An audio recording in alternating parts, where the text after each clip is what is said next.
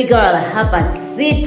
Oh yes, katina wetuba tutusenga tukugamba nti yes, have a seat baby girl, have a seat tubere mnenga tuyita mu nsonga ezitambudde wano ku social media. Yes, I am Baby Nails and here we are all about marriage, faith and motherhood. Yes, ekiba kitambudde ku social media nga tukwagana ku faith, tukwagana ku marriage and motherhood mukwano ku social media mba nkijayo nembera nga nchogerako, but most especially I am a marriage advocate. Ebya marriage mbyagala nnyo, ebyabafumbo mbyagala nnyo, nebirala nibisooka nebiryoka bibeera nga bikola ki nga bigoberera. Nkugamba nti if you're just landing on this channel, kugamba be berango subscribing video juweka like and then notification bell you take it so that every time I put up a video you do not miss out. Yes, of course chino cho echa Pastor Bujjingo ne Susan Makula mbasagala chiwa nnyo bigambo kubanga of course mba mumanyi side jendiko wenjogera mba marriage advocate mba side jendiko nayenga yesterday wabaddeyo concerts nyingi.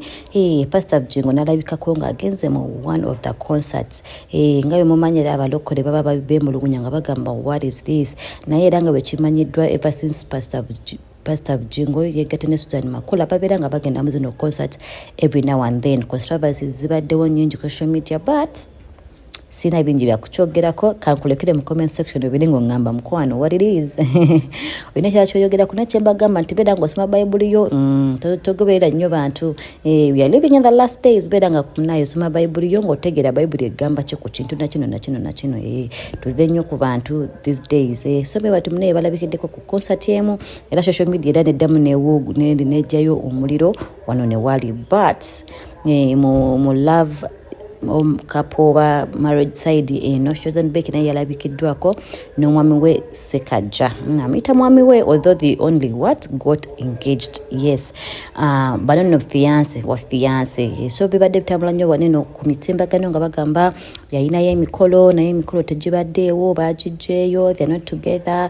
Kugamba nga bagamba there is a fire in paradise. Yes, naye leero nga mumumanyi tozen Becky aleka social media naye yagisoma amanye ngiri gyalumbamu abantu be bwatyo balabiseeko ku show emu nga bambadde matching. Yes, matching ne babagamba banange oli mufumbo oyambalako ku matching ebitengi ebikola ki ebifaanagana. Kati no munaye yagambe yo matching eyo ebadde couple goals abadde very decent. Kugamba yambadde nga yagenda ku church, yambadde kitengi kye ekiwanvu obulungi nnyo n'amachinga n'omwami. Kugamba bonna wagenda bamanya ono mwami wange.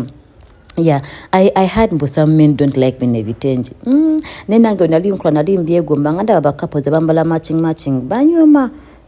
Tena byambalako nange mbirako mu comment section, do you ever wear matching? Yeah, wana mga mwambale white and black shorts ne mwambala nga mu matching naye ate bye bitengi. Bwe batu munaye chosen we yalabiseeko ne mamiseka janga bamanyi banna mawulire nga bamubuuza kamuna kanone kali muri mutya yabagambe mbuno bino bye birooto bye, she's living her dream. Naye nze we ndabona omuwala she seems happier than we are before in the other relationship. Kubanga I think this man muleka nabera who she wants to be. Kwegamba akola ebintu bye bwatyo nene byalandoza olumu abakozesera kulumya ba social media kubanga twogera nnyo, but all in all bwatu bwe yalabiseeko show nga mnange love agikubya ba in-laws nabanga akola ebintu bye nazina buzina bwe naye nga kyembagamba if you find love and you're happy mubere happy mu love yammwe, temukiriza nnyo outside noise okubira nga eyingira mu relationship yammwe. Yera kubanga public figure bwatyo wasalawo kuhandulinga this matter.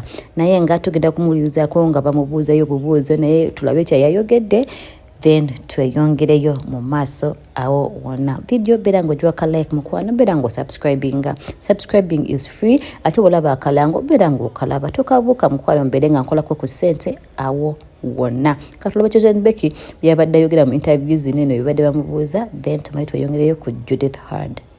I'm going to no questions that are not answered.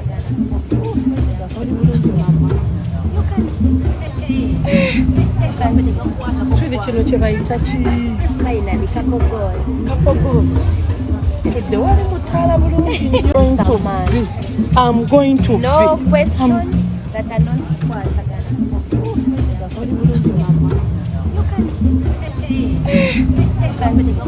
Swede kino kye bayita ki? Finally, couple goals. Couple goals.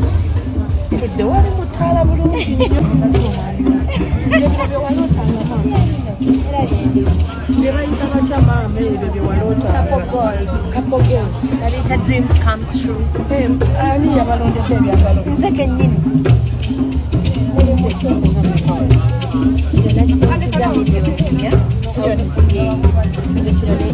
nange mwami wange nakituusa miliyoni 10 ze mulimu kyebadde ennungi Maureen ayambala ate bulungi ate alina ennyimba ennungi naye ekisinza onnyuma mbadde ku sayidi eya ddyo ey'omwami wange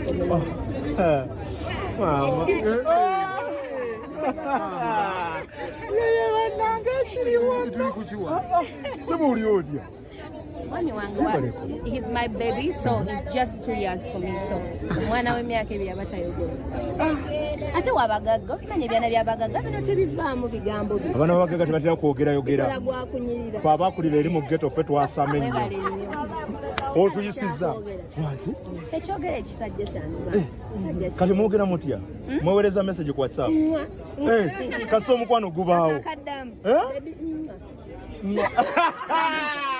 kandi tuuse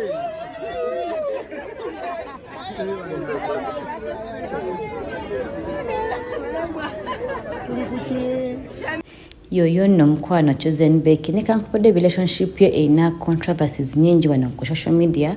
Well, I think those are mpolampola bagenda babisetolinga mukyala wa Seka Joy nababeera nga bamusotinga nabo nababeera nga bagengowenga maaso ebyo nno ebibye naye nga she's a happy girl generally.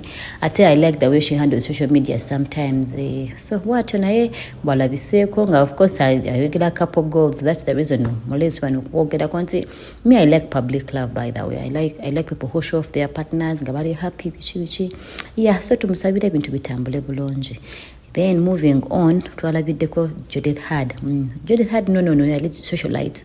Wano mu Kampala nga yebana abantu bamansa center bawala abakabi.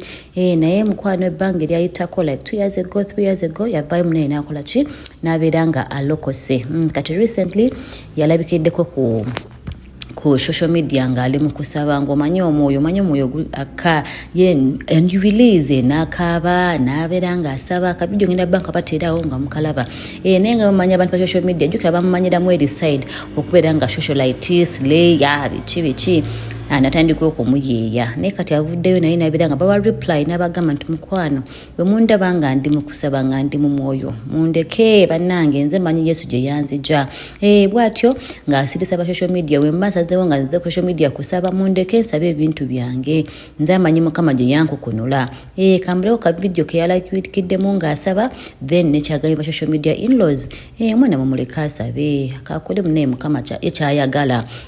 By the way she's very bold. Wabanga yali socialite nga nga muntu wakabi nava social media nabeera nga asaba bwati nga mumulaba Mukama yamulokolera ddala. I think faith gyalimu atambula mu bwatuufu. Judith had, I wish you all the best in your Christian journey. Webale, don't be bold for God. Lwaki oba weekwekwakeka ng'oli mulokole. Katumulabe then tweyongereyo. But I'm asking you, go on your knees. Go on your knees, cry. Say, God, save my life. Save me, Lord. Heal me, Lord. Heal me, Lord. Heal me, Lord. Listen, guys. Wojja ku live yange nga nkaaba. Njagala ogende mu comment section owandiike Nalongo kaabira ddala Katonda takuwulira kaaba tawulira ndyoke nyongezzeemu volume nkaabe mukaabire Katonda wange eyanzija mu kinnya ky'empologoma ekya Daniel kye yalimu nange nakirimu nkaabire Katonda eyanzija ku mwenge nkabire Katonda eyanzija ku basajja nenfuuka mugolewe nkabire Katonda eyanzija ku mikwano emikyamu nkabire Katonda eyanziza amaanyi nze yali alemereddwa So next time you come on my live, banange njagala comment section mujuzemu.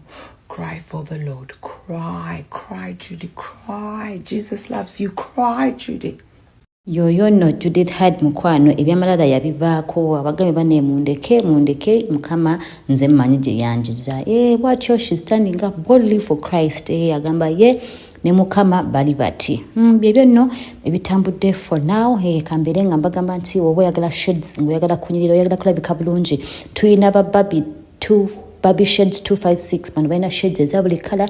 Just contact them on their social media platforms ku TikTok, ku Instagram oberenga wefunira shades ezakabi era ogenda kubira ngo labika bulungi ngo nyirira nga buli woyita omuntu akwegomba. Nze no sigadde Babinals. I'll see you in the next video. Bye bye for now.